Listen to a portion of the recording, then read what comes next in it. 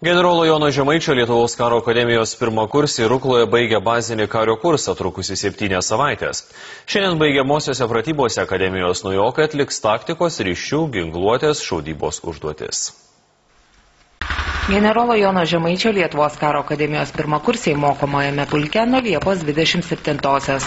Per 7 savaitės trukusi bazinį kario kursą jie mokėsi karo inžinerijos, taktikos, ryšių, topografijos, rikiuotės, ginklo valdymo, medicinos pagrindų. Šiandien akademijos naujokai baigiamosiose pratybose Šlovės takas atliks taktikos, ryšių, ginkluotės, šaudybos užduotis.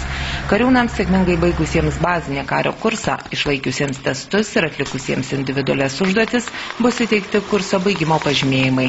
Tai reiškia, kad juos gavę naujokai ir ištvermingi turi karininkui reikalingas psichologinės, fizinės ir profesinės savybės. Teorinės žinias ir praktinius įgūdžius karo akademijos naujokai tobulins toliau. Rugsėjo pabaigoje numatyta iškilminga priesaikos ceremonija.